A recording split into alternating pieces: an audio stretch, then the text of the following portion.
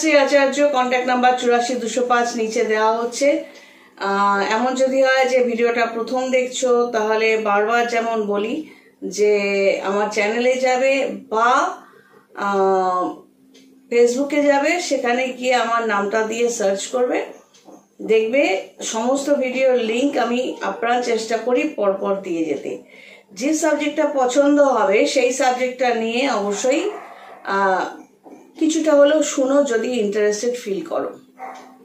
তো আজকের সাবজেক্টটা আমি বলছি যে এই যে জ্যোতিষী, তান্ত্রিক, হস্তরেখাবিদ এরকম শুনলেই ম্যাক্সিমাম লোক আছে, শিক্ষিত বা অশিক্ষিত যাই বলো না কেন, আমারটা একটু বলে দিন না, আচ্ছা আমি এই কাজটা করবো, কিছু একটা টিপস দিন না, আচ্ছা আমি এই কাজটা করছি, কাজটা হচ্ছে না, একটা টোটকা বলুন না। তো সেই ম্যাটারটা নিয়েই আজকের সাবজেক্টটা, টিপস, টোটকা, কবচ, মাদুলি, পাথর, সেটাই একটু ডিটেলসে বলার বা বোঝানোর চেষ্টা করছি। যদি মনে হয় ঠিকঠাক মতো বোঝাতে পেরেছি তাহলে অবশ্যই শেয়ার করো, আর যাতে তুমি যেরকম উপকৃত হলে আরো 5 জনও যেন উপকৃত হয়। তো আমার তো পেইড প্রমোশন না, আমার নিজস্ব চ্যানেল, নিজের মতো করেই চলে, তাই বিলিয়ন ফলোয়ার্স কিন্তু আমার নেই, যেগুলো আছে সব অরিজিনাল। যাই হোক, তো এই জ্যোতিষীদের প্রয়োজনটা, এই জ্যোতিষ সাবজেক্টটা তো বহু পুরনো, এবং তখন কিন্তু জ্যোতিষীদের প্রয়োজন সাধারণ মানুষের পড়তো না, বা সাধারণ মানুষ কখনোই জ্যোতিষীর কাছে গিয়ে কোনো তাবিজ, মাদুলি ইত্যাদি নেবে অতটা ভাবতো না। জ্যোতিষীদের প্রয়োজন কিন্তু আগেকার দিনে রাজাদেরই পড়তো, তারাই তাদের রাজদরবারে যারা জায়গা পেত, সবচেয়ে অভিজ্ঞ জ্যোতিষী তাদের বলা হতো রাজ জ্যোতিষী। যেটা এখানে অনেক, যখন এখানে দেখবে অনেকে রাজ জ্যোতিষী ব্যবহার করে, তো ম্যাক্সিমাম ক্ষেত্রে দেখা যায় কোনো সেলিব্রিটি বা নাম করা লোকজন তাদের দেখাচ্ছে বা তাদের সাথে কন্ট্যাক্ট করছে, সেক্ষেত্রে তারা রাজ জ্যোতিষী অনেকের লেখে। তো বিভিন্ন কারণে আমার নামের আগেও পুরোনো ভিডিওতে রাজ জ্যোতিষী লেখা হতো, যেটা আমি পরবর্তীকালে নিজস্ব মতামতে আমি ওটা ক্যান্সেল করে দিয়েছি। তো রাজাদের, সম্রাটদের এইসব জায়গায় জ্যোতিষীদের প্রয়োজন পড়তো, কারণ হচ্ছে তার রাজ্যটা কিভাবে চলবে, ফসল ভালো হবে কিনা, হঠাৎ করে বৃষ্টিপাতে বহু মানুষের অপকার হবে কিনা, বা যুদ্ধে গেলে রাজা সে জিতবে কিনা, তার গ্রহ নক্ষত্রের পজিশন কি আছে ইত্যাদি রোজকার সবকিছু জানার জন্য রোজকার গতিবিধি একজন জ্যোতিষী গাইড করে দিতেন, সেই অনুযায়ী কিন্তু রাজারা চলতেন। পরবর্তীকালে এই জায়গাটা চলে এসছে, সাধারণ মানুষ, রাজার পাট উঠে গেল, এবং জ্যোতিষীদের জায়গাটা তখন আর রাজ জ্যোতিষী বলে কিছু থাকলো না। তখন জ্যোতিষীদের জায়গাটা, এই যারা জ্যোতিষ বিদ্যাটা চর্চা করতে থাকলো, তখন কিন্তু সাধারণ মানুষের মধ্যে তারাও মিশে গেল, বা সাধারণ মানুষও এগোতে থাকলো। তাও অনেক বছর আগে পর্যন্ত জ্যোতিষীদের একটা জায়গা ছিল, তখন কিন্তু এই টিপস, টোটকা, 2 মিনিটে বশীকরণ, এইসব জিনিসগুলো কিন্তু তখনও আসেনি। তো আমার এখন ধরো 55 এইজ, আমার পুরোনো ভিডিওগুলোর সাথে আমার এখনকার বয়সের চেহারার অনেক পার্থক্য, তার কারণ তান্ত্রিক হিসেবে আমি খুব সিস্টেমে চলি। তো এই ম্যাটারটা ডিটেলসে আস্তে আস্তে আমি ঢুকছি। এই যে অনেকে বলছো টিপস, টোটকা ইত্যাদি, আগে এটা বোঝো যে আমাদের জ্যোতিষে কিন্তু দেবগুরু বৃহস্পতিকে ধরা হচ্ছে, আর রাক্ষসদের গুরু, দৈত্যগুরু শুক্রকে ধরা হয়।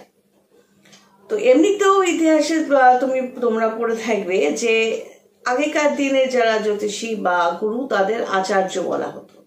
ঠিক একইভাবে আমি আমারটা বলতে পারি, পিতৃদত্ত অফিসিয়াল নাম একটা আছে, আর জ্যোতিষী হিসেবে শাস্ত্রী, ভারতী, আচার্য, এই পদবীগুলো আমি পরীক্ষা দিয়ে পেয়েছি, এবং কন্যাশ্রী নামটাও জ্যোতিষী হিসেবে রাখা, কণা মানে মলিকিউল, শ্রী মানে সৌন্দর্য, একটা অনুপরমাণুর মতো নিজেকে আমি তুলনা করছি, যেটা উইথ বিউটি। এবার বিউটিটা তুমি চেহারাও ধরতে পারো, বা মানসিক সৌন্দর্য ধরতে পারো, বা আমার বাচনভঙ্গি ধরতে পারো। তো কোথাও একটা সৌন্দর্য নিয়ে যেন চলতে পারি এবং মানুষের কাছে সৌন্দর্যটাকেই পৌঁছে দিতে পারি, সেই ভাবনা চিন্তাতেই কন্যাশ্রী। কন্যাশ্রী নয় কিন্তু। তো আচার্য ইত্যাদি পদবীগুলো পাওয়া, সেগুলো সেই জন্য আমরা ব্যবহার করতে পারি। তো যাই হোক, এবারে এই যে জ্যোতিষ সাবজেক্টটার মধ্যে ব্যাপারটা কি আছে, আমি বারংবার বলেছি, আজকেও বলছি, যে যখন একটা বাচ্চা জন্মাচ্ছে, date of birth, place of birth, time of birth দিয়ে তার যে ছকটা বানাচ্ছি, মানে আমি যদি পৃথিবীর বাইরে কোথাও একটা দাঁড়াই, আমি দেখলাম এই বাচ্চাটা জন্মালো, এই সময় এই 9টা গ্রহ এই পজিশনে রয়েছে, আমি একটা ছবি তুলে নিলাম। এই যে পজিশনগুলো ক্যালকুলেশন করে বার করা এবং এক একটা গ্রহের রিয়াকশন ওই বাচ্চাটার উপর কিভাবে পড়বে সেইগুলো বার করা, সেই বিদ্যাটার নাম হলো জ্যোতিষবিদ্যা। এবং প্রতিদিন সে কিভাবে, মানে তুমি কিভাবে প্রসিড করবে, কোন কাজে যাচ্ছ, কি যাবে না ইত্যাদি, এইগুলো জানার জন্য আজও অনেকে সবসময় জ্যোতিষী রাখেন, টাকা দেন, আবার কেউ কেউ 9 মাসে 6 মাসে যান। তো এখানে কিন্তু ভাগ্য যেটা রয়েছে, তুমি তোমার নবম ভাব যেটা নিয়ে জন্মাচ্ছ, বা কোন পরিবারে তুমি জন্মাচ্ছ, কিরকম ভাই বোন, কিরকম আর্থিক ব্যবস্থা, তোমার আত্মাটা কিরকম, ভালো আত্মা না বজ্জাত আত্মা, সবকিছু কিন্তু আগের জন্মের কর্মফল প্লাস এই জন্মের কর্ম যেরকম তুমি করতে থাকবে, প্লাস তোমার আত্মার একটা নিজস্ব পরিচিতি, মানে নিজস্ব প্রকৃতি, প্লাস তুমি যে গর্ভে জন্মাচ্ছ সেই বাবা মার ডিএনএ, আরএনএ, ক্রোমোজোম ইত্যাদির ওপর কিন্তু নির্ভর করছে যে একটা বাচ্চা কিভাবে নিজেকে তৈরি করবে। এবার ভাগ্যভাব দেখা গেল ভালো আছে, কিন্তু তার কর্মভাবটা 0, মানে সে বসেই থাকে, তার ভাগ্যে আছে, জ্যোতিষী বলেছে, সে করে না, সেখানে স্বাভাবিকভাবেই তার কর্মফলটা 0ই আসবে, ভাগ্যে তার যাই থাকুক, ভাগ্যভাবটা সে আগের জন্মের কর্মফলে নিয়ে জন্মেছে। এবার তুমি কোনো দোকান করলে, কোনো ব্যবসা করলে, কিছু চলছে না, টোটকা এটা ঝুলিয়ে রাখো, এটা পোড়াও, তেজপাতা পোড়াও, লাল কাপড়, লেবু লঙ্কা, না, এসব জ্যোতিষে নেই। এগুলো করে যদি সত্যি কোনো কাজ হতো তাহলে আমি আগে করতাম। আমার ঘরে কোথাও কিন্তু এইসব আবর্জনা নেই। এটা করো, এই বোতলের মধ্যে নাম ঢুকিয়ে রেখে দাও, না, এইসব নেই। কবচ, মাদুলি, এগুলো কি? এগুলো একটা সাপোর্ট, একটা ছাতার মতো।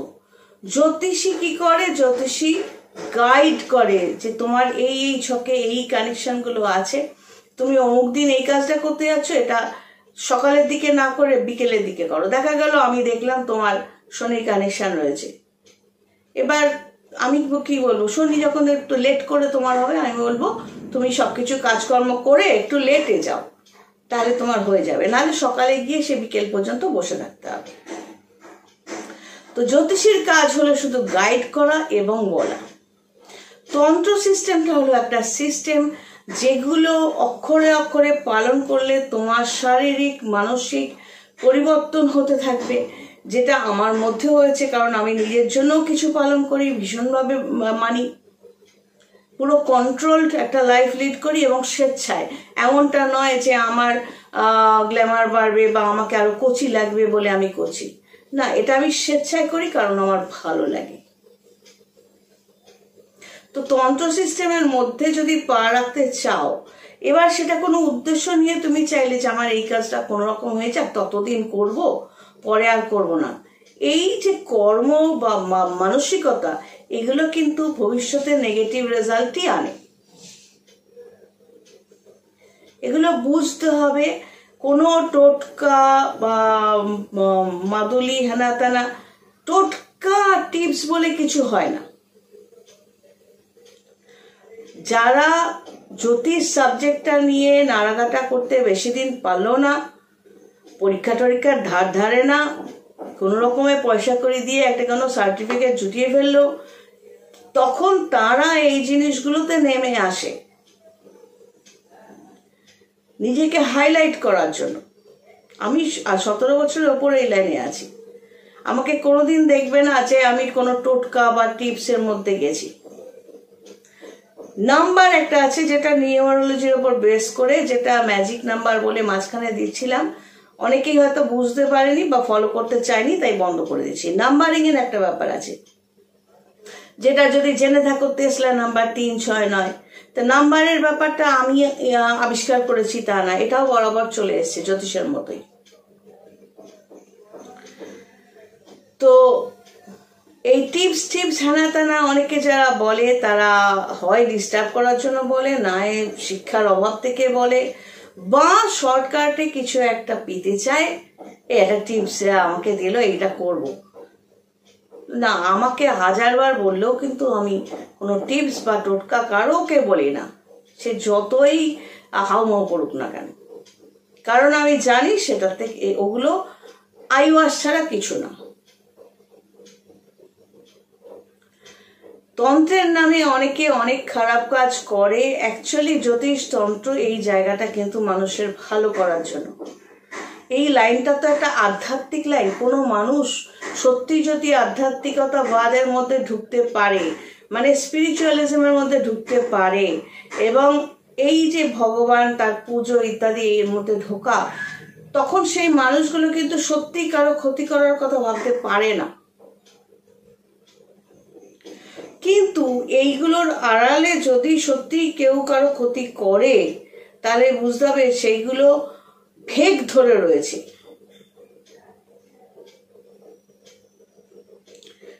তারা ভেগ ধরে রয়েছে, জ্যোতিষী তান্ত্রিক সেজে রয়েছে, আদৌ তাদের মধ্যে কোনো আধ্যাত্মিকতা বাদ নেই। জ্যোতিষ তন্ত্র হাতের রেখা এইগুলো এই আধ্যাত্মিকতার মধ্যে জড়িত কেন? কারণ এর সবকিছুর পেছনে আমরা মানি ব্রহ্ম সত্য, জগৎ মিথ্যা, এর বাইরে কিছু নেই, সব মায়া। এই সব মায়া নিয়েও একবার একটা ভিডিও করেছিলাম অনেক আগে, পারলে আবারও করব। কেন সব মায়া বলা হচ্ছে? হ্যাঁ, বিভিন্ন এই শাস্ত্রে, আমাদের ধর্মশাস্ত্র আদি বই, ধার্মিক বই যেগুলো রয়েছে সেগুলো তো ছোট থেকে পড়ানো হয় না। ওই মাধ্যমিক উচ্চ মাধ্যমিকের পর তারপর গ্র্যাজুয়েশন করতে করতে, তখন যাদের পঞ্চম অষ্টমের কানেকশন থাকে তারা নিজেরা এই লাইনে ড্র্যাগড হয়ে যায়, চলে যায় এই লাইনে। কিন্তু এই বেসিক জিনিসগুলো, এই আধ্যাত্মিকতাবাদের মধ্যে যদি কেউ ছোট থেকে ঢোকে, এই ধর্মশাস্ত্র জ্ঞান শুরু হয়, স্বাভাবিকভাবেই তাদের মধ্যে ভদ্রতা, সভ্যতা, ধীরতা, স্থিরতা, জীবনে ফোকাসড হওয়া, এগুলো কিন্তু অটোমেটিক্যালি চলে আসে, কারণ এগুলো শেখানো হয় বা শিখতে হয়। জ্যোতিষতন্ত্রের আড়ালে কিন্তু কোনো গাছপাতা খাওয়া বা, আমি জ্যোতিষী হিসেবে বলতে পারি, দেখো তোমার এই কানেকশন, তোমার কিন্তু লিভারের প্রবলেম আছে, তো আজ নাও কাল 10 বছর বাদে হলেও কিন্তু তোমাকে ভুগতে হবে, তুমি ডাক্তারের টাচে থাকবে পেট ব্যথা করলেই বা গা হলুদ হলেই। আমি কিন্তু তার জন্য তোমাকে তান্ত্রিক হিসেবে তোমায় গাছপাতা খেতে বলবো না, বা কোনো উচিত পাথ হয়ে আসন করতে বলবো না। আমি কি বলবো, ভালো ডাক্তারের টাচে থাকো, কারণ ওই ডিপার্টমেন্টটা ডাক্তারের, ডাক্তার ওই ডিপার্টমেন্টে একটা লিভারের প্রবলেম কিভাবে ঠিক করতে হবে তার, সেটার জন্য ডাক্তার এক্সপার্ট। এবার যদি বলো ডাক্তার ট্রিটমেন্ট করলো তারপরও মানুষটা মরে গেল কেন, ভাই আমরা সবাই রিটার্ন টিকিট কেটে এসছি, কতটা গাড়িয়ে গেল, তার আদার্স কোনো প্রবলেম আছে কিনা, সে ট্রিটমেন্টটা নিতে কেন পারলো না, সবকিছু ডাক্তারদের ঘাড়ে চাপিয়ে দিলে তো হবে না। তারা কি নিজেরা সব ওষুধ ঠিক মতো ফলো করে? অনেকেই করে না। আমাদের নিয়ম যেমন অনেকে বলে আমরা করছি, কিন্তু তারা করে না, আমি খুব ভালোভাবে জানি। তাদের রেজাল্টটাও তারা সেই রকমই পেতে থাকে। তো মরতে আজকাল, আজ নাও কাল সকলকেই হবে, রিটার্ন টিকিট সকলের আছে, কিন্তু যতটুকু আমরা পারি নিয়ম মেনে নিজেদের ভালোভাবে গাইড করার চেষ্টা করি, সুস্থভাবে থাকতে চেষ্টা করি। তার জন্য যেমন আমার হাজব্যান্ড করেছিলেন, ওনাকে বলে বলেও শোধানো যায়নি, সেটা হলো উনি আসন করা, শরীর অসুস্থ তার মধ্যেও উনি কতগুলো পাগল ছাগলের নিয়ম মেনে আসন করতেন আর পাতা টাতা খেতেন। তার রেজাল্টটা কি হলো? তার জ্যোতিষ হিসেবে উনিও জানতেন তার লিভারে কানেকশন রয়েছে, স্পন্ডেলাইটিসের কানেকশন রয়েছে, তো ওইভাবে মেসেজ ফিজিওথেরাপিস্ট দিয়ে মেসেজ করানোরও দরকার ছিল না। এবার লিভারের প্রবলেমের জন্য ডিরেক্ট ডাক্তারের হেল্প নেওয়াটা উচিত ছিল, সেটা তো বলে বলে করানো যায়নি। তো আমারও ব্যক্তিগত ফিজিক্যাল কোনো সমস্যা হলে আমি কানেকশনটা বুঝতে পারছি, কিন্তু ট্রিটমেন্ট আমি করব না, কারণ আমি ডাক্তার নই, আমি জ্যোতিষী। আমি বুঝলাম এই কানেকশনটা আমার সমস্যা করতে পারে, আমি ডিরেক্ট ডাক্তারের কাছে চলে যাব, যে আমার এই সমস্যাটা হচ্ছে, আপনি ওষুধ দিন। লিগাল কোনো সমস্যা হলে আমি কি বলি, কোনো কাস্টমার যদি বলে, আমি বলি পুলিশের কাছে যাও বা উকিলের কাছে যাও, ওটা তাদের ডিপার্টমেন্ট। তো টোটকা টিপস হ্যানা ত্যানা এগুলো করে যারা করো, খুব ভালো জানো ওটাতে কিছু হয় না। তারপরও বহু মানুষ এটার জন্য ছোটে, আর সমস্ত বদনামগুলো চলে আসে, সব জ্যোতিষী খারাপ, সব তান্ত্রিক খারাপ, এই স্পিরিচুয়ালিজম ব্যাপারটাই ফেক। খুব দুঃখের।